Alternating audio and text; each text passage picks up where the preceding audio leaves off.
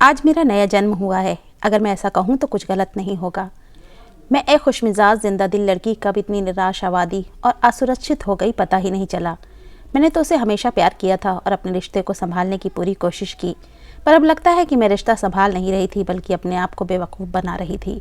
रिश्ता तो कभी था ही, प्यार तो कभी था ही नहीं। जो कुछ भी था बस स्वार्थ था। उसका स्वार्थ जो मुझे ऐसा घाव दे गया जिसके निशान मेरे मन और शरीर पर दोनों पर रहेंगे हमेशा हमेशा के लिए। अभी मैंने स्नातक किया ही था कि मेरी शादी की बात चलने लगी। रिश्ते की एक मौसी ने मेरे लिए इतना अच्छा रिश्ता भेजा कि माता पिता मना कर ही न सके। वो मुझे देखने आया तो मुझे दिल में डर के साथ साथ एक गुदगुदी भी हुई। हमें कुछ देर एक दूसरे के साथ बिताने के लिए छोड़ दिया गया। हाय, कैसी हो? जी अच्छी हूँ, आप कैसे हैं? कुछ देर पहले तक तो ठीक था, पर लगता है अब दीवाना हो चुका हूँ तुम्हारा। न चाहते हुए भी मुझे हंसी आ गई। मैं खुद को रोक न सकी। कितनी सुंदर हंसी है तुम्हारी। कॉलेज के लड़के तो इस हंसी पर जान दे देते होंगे। मुझे क्या पता, मैंने कंधे उचकाकर कहा। उफ, ये साथ की, मैं तो फिदा हो गया। लड़के वाले शादी के लिए तैयार थे। हमारे परिवार को भी रिश्ता मंजूर था। सो आनन फानन 1 महीने के भीतर ही मैं ससुराल पहुंच गई। दिन भर की थकान से कब सो गई पता ही नहीं चला। रात में रजत ने झकझोर कर उठाया। आज हमारी सुहाग रात है और तुम सो रही हो। क्या अपने कॉलेज के बॉयफ्रेंड से बिछुड़ने का गम खाया जा रहा है? चिंता मत करो, मैं तुम्हें उससे भी ज़्यादा प्यार करूँगा, उसने हंसकर कहा। पर यह मजाक मुझे भेद गया। मैंने कहा, ना, मेरा कोई बॉयफ्रेंड नहीं। मैंने गुस्से से कहा, इम्पॉसिबल, आजकल तो बदसूरत से बदसूरत लड़की का चक्कर चल रहा है। फिर तुम कैसे बच गई? तुम तो कोई एजुकेशनल कॉलेज में पढ़ी हो ही नहीं सकता कि तुम्हारी किसी लड़के से दोस्ती ना रही हो। कोई बात नहीं, पति और पत्नी के बीच कोई भेद नहीं रहना चाहिए। मेरी भी कुछ गर्लफ्रेंड्स थी, मैं तुम्हें उनके बारे में बताता हूँ और तुम मुझे अपने बॉयफ्रेंड्स के बारे में बताओ, ताकि कभी मेरी गर्लफ्रेंड मुझे या तुम्हारा बॉयफ्रेंड तुम्हें ब्लैकमेल ना कर सके। आप बार बार वही बात दोहरा रहे हैं। मैंने कहा ना, मेरा कोई बॉयफ्रेंड नहीं। अच्छा बाबा, सॉरी। तुम सती सावित्री हो पर मैं सत्यवान तो नहीं। मेरी गर्लफ्रेंड्स थीं, पर अब मैं वादा करता हूँ कि मेरी ज़िंदगी में तुम्हारे बाद कोई नहीं आएगा। उसने मुझे गले लगा लिया और कुछ प्यार भरी बातें की जिससे मेरा गुस्सा जाता रहा। शादी के 1 महीने बाद मैं पति के साथ मुंबई शिफ्ट हो गई। शुरू में इस तरह के ताने सुनकर लगता कि यह सामान्य बात है। शायद सभी पति अपने पत्नी के पुराने आशिकों को लेकर इनसिक्योर होते हैं, पर फिर धीरे धीरे। तुम उसी समय छत पर कपड़े सुखाने क्यों जाती हो जब सामने वाली बिल्डिंग में रहने वाला लड़का पढ़ाई करने छत पर जाता है? रजत, वो सुबह से शाम तक छत पर ही टहल टहल कर पढ़ता है। उसके एग्ज़ाम्स चल रहे हैं और वो मुझसे 5 साल छोटा है। ओह, तो तुम्हें उसकी उम्र भी पता है? यानी कि तुम मोहल्ले वालों से बात करती हो मेरे मना करने के बावजूद। और तुम्हें तो छोटे लड़के ही पसंद हैं, है ना? क्यों, तुम्हें ऐसा क्यों लगता है? जाने दो, मेरा मुंह मत खुलवाओ। नहीं प्लीज़, मुंह खोल दो अपना, मैं भी तो सुनूं। आखिर तुमने ऐसा क्या देख लिया कि जिससे तुम्हारे दिमाग में ये बात घर कर गई? तुम्हारे मायके में भी तो आता है एक राजीव, वो मेरे छोटे भाई की तरह है। मैं उसे ट्यूशन पढ़ाती थी। ज़रूर, ऐसे मुँह बोले भाई बहन बहुत देखे हैं मैंने, उसने मुझे झिड़क कर कहा। बात आगे न बढ़ने के उद्देश्य से मैं हमेशा चुप हो जाती और शायद मेरी चुप्पी ही उसे मेरी स्वीकृति लगती थी। मुझे समझ में नहीं आता था कि मैं उसे यकीन दिलाने के लिए क्या करूं। मैं अपने घर जाती तो वहां से भी मुझे कठपुतली की तरह नचाता। कहाँ हो? घर पर? आवाज़ तो गाड़ियों की आ रही है। क्या तुम कहीं घूमने निकली हो? अपने आशिकों से मिलने गई होगी। मेरा घर सड़क के किनारे है, यहाँ गाड़ियों की आवाज़ नहीं तो क्या सुनाई देगा? यार, तुम तो बुरा मान जाती हो। मैं बस मजाक करता हूँ। अच्छा, घर पर हो तो सासू माँ से बात करा दो। मैं जानती थी वो सिर्फ कंफर्म करने के लिए माँ से बात करना चाहता है कि मैं दिन भर कहीं गई तो नहीं। मेरी भोली माँ उसे बता देती कि मुझसे मिलने राजीव आया या मैं अपने घर के बगल में रहने वाली फ्रेंड के घर गई, और ये बातें दिन रात मुझे सुनाई जाती। मैं मायके जाने से डरने लगी। मेरे फ़ोन रिकॉर्ड्स चेक किए जाते और कॉल रिकॉर्ड किए जाते थे। अड़ोस पड़ोस की औरतों से भी बात करने की मनाही थी। अव्वल तो मायके जाने नहीं मिलता, या जाती भी तो पति के साथ जाओ और उसी के साथ वापस आओ। मैंने जब रजत से कहा कि मैं अभी बच्चा संभालने के लिए तैयार नहीं, इसलिए माँ नहीं बनना चाहती, इस बात के लिए उसने मेरी माँ, मेरी चाची और मेरी मामी सबको फ़ोन मिला डाला। माँ जी, आप ही बताइए, क्या मैं आपको इतना निकम्मा लगता हूँ कि अपने बच्चे की परवरिश नहीं कर सकता? मल्टीनेशनल कंपनी में सॉफ्टवेयर इंजीनियर हूँ। मेरे परिवार वाले भी बच्चे का मुँह देखने को तरस रहे हैं। आखिर घर का सबसे बड़ा बेटा हूँ और ये कहती है मैं माँ नहीं बनना चाहती। कहीं मैं अपने घर वालों को ये बता दूँ तो हड़कंप मच जाए, पर मैं नहीं चाहता कि मेरी पत्नी के बारे में कोई भी गलत धारणा बनाए, इसलिए मैंने सारा इल्ज़ाम अपने ऊपर ले लिया। वो हमेशा मुझे दोषी ठहरा कर खुद मासूम बन जाता। मेरी माँ, मौसी और चाची सब ने मिलकर मुझे यही सलाह दी कि पहले बच्चे को लेकर तो ससुराल में सभी को बहुत आशाएं होंगी, उन्हें मत तोड़ो। और आखिर मैं गर्भवती हो भी गई। यूँ तो मेरी सास कभी मुझे फ़ोन नहीं करती थी, पर जब भी करती तो बस यही ताना मारती थी, मैंने उनका बेटा उनसे छीन लिया। मैं खुद नहीं जानती कि मैंने ऐसे कैसे और कब किया। उस दिन पड़ोस की एक भली औरत जो कभी कभी मुझसे हाल चाल ले लिया करती थी, वो मेरे घर आ गई। अरे मेघना, तेरा कौन सा महीना चल रहा है? छठा। अच्छा, अगर कोई प्रॉब्लम हो तो बताना, मैं तुम्हें डॉक्टर के पास ले चलूँगी। रजत तो अक्सर घर पर रहता नहीं, ऐसे में कभी भी कुछ भी ज़रूरत पड़ सकती है। अपने आप को कभी अकेला मत समझना। रजत का नेचर तो बहुत ही अच्छा है, वो तो मुझे भी भाभी बोलता है और बड़े प्रेम से पेश आता है, वरना यहाँ मुंबई में किसके पास किसी से हंसकर बात करने की फुर्सत है। भगवान तुम दोनों को सदा खुश रखे। मेघना, आज कोई आया था क्या? सिंक में पड़े चाय नाश्ते के कप प्लेटों को देखते हुए रजत ने पूछा। हाँ, बगल की रेखा भाभी आई थी। क्यों? तुमसे मना किया था ना कि यहाँ के लोग बहुत धूर्त और चालाक होते हैं। ये सब औरतें दुष्ट, चरित्रहीन और मूर्ख हैं, इनसे दूर रहो। और उस रेखा को तो पड़ोस में रहने वाले लड़के से अफेयर चल रहा है, ये बात सारा मोहल्ला जानता है।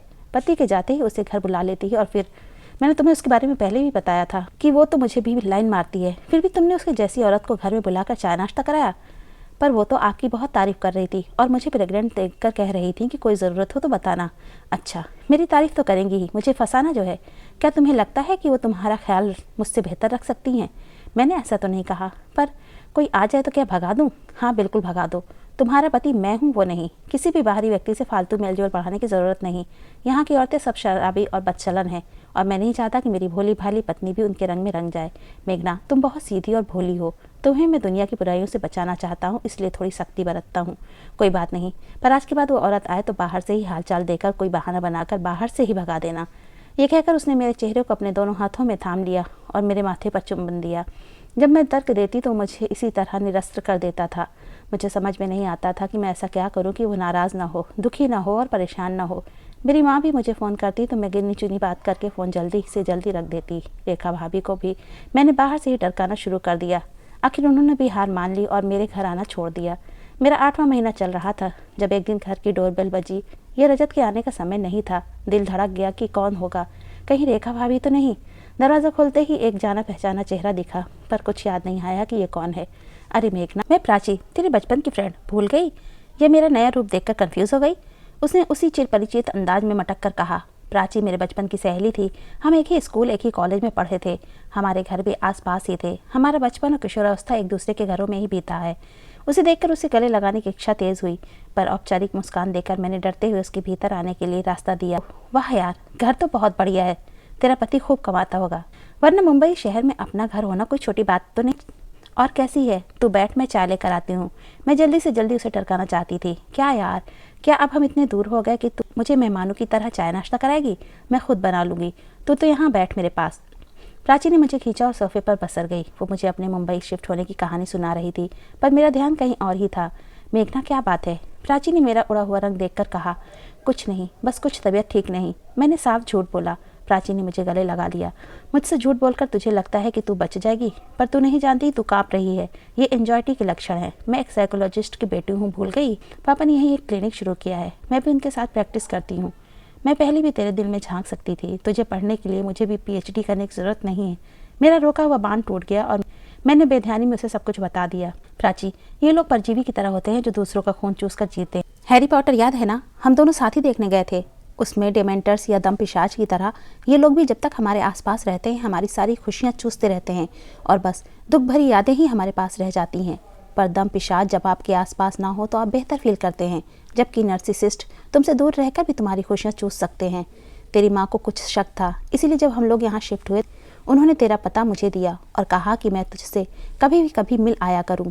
अभी तेरा बच्चा इस दुनिया में आया भी नहीं है, अभी भी समय है। क्या तू उसे इस माहौल में जन्म देगी? मैंने ऐसे लोगों को करीब से देखा है।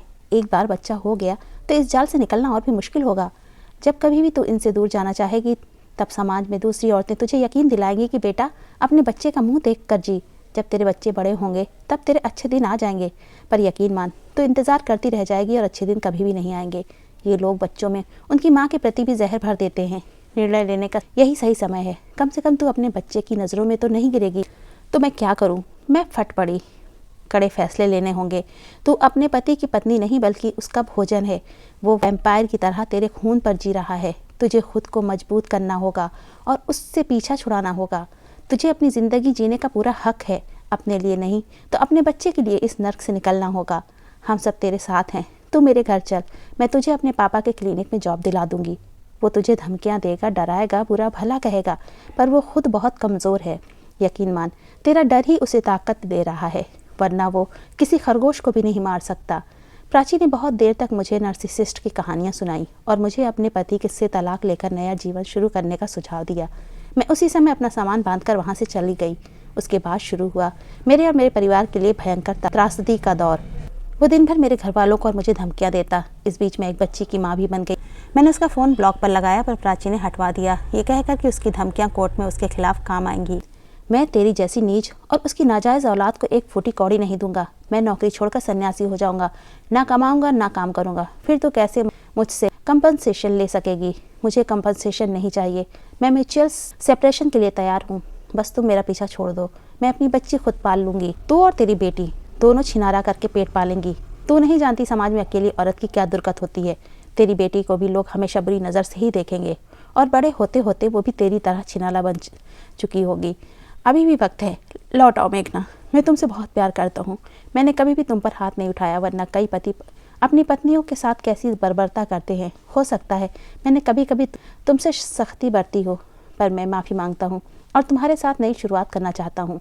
वो मेरी भी बच्ची है, उसे अपने पिता का प्यार मिलना ही चाहिए। मैं उसे राजकुमारी की तरह रखूँगा। वो अचानक गर्म और अचानक नरम हो जाता, ऐसे रोने लगता कि पत्थर भी पिघल जाए, पर मैं नहीं पिघली। अभी कुछ देर पहले ही तुमने उसे नाजायज़ पुकारा था। इतना सुनते ही वो अपनी लैंग्वेज पर उतर आया। उसे मेरी ना बर्दाश्त नहीं होती। रजत चीखता रहा और मैंने फ़ोन एक तरफ रख दिया। फ़ोन मैं नहीं काटती थी क्योंकि प्राची के अनुसार उसकी धमकियाँ कोर्ट में हमारे फेवर में काम आएंगी। आज तलाक के पेपर्स हाथ में लेकर मैं बता नहीं सकती मैं कितना हल्का महसूस कर रही हूँ। दोस्तों, ये एक नई शुरुआत है। दोस्तों, मैंने ये निर्णय लिया, क्या वो सही था? क्या रजत को छोड़कर मैंने सही किया अपनी बेटी की फ्यूचर के लिए? क्या ये सही था?